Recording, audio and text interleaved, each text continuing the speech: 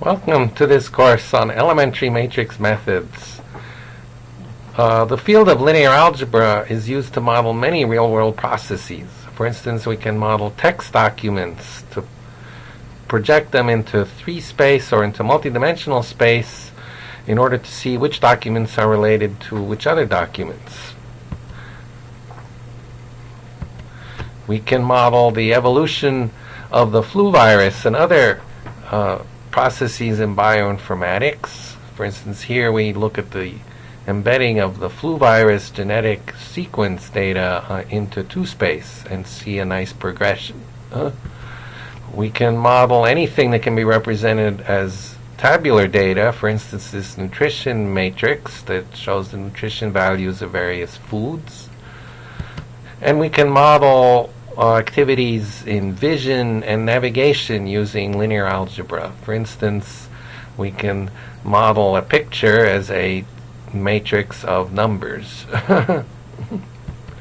This is a fast-paced course that will explore the elementary properties of matrices and as tabular data and as mathematical objects. We will illustrate some of these properties using some real-life situations which can be modeled as matrices. We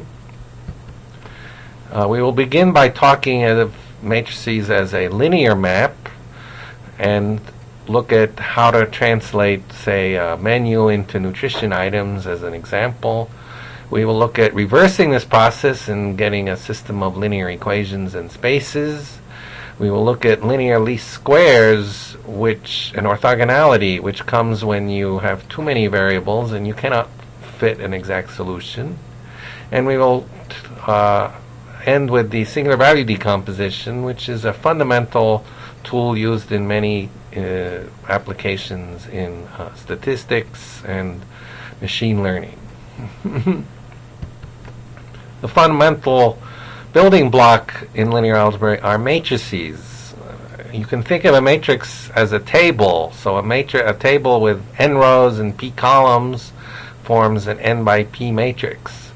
But we will see in this course that matrices are much more than just tables. They are mathematical objects that can be combined and manipulated using certain mathematical rules that we will explore.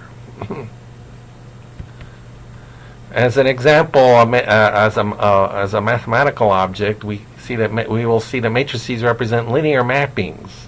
For instance, the process of going from a point in 3-space to a 2-dimensional representation of that 3-space, known as a map, is a linear mapping. So if you move along a straight line in 3-space, you would trace a straight line in the 2-space map.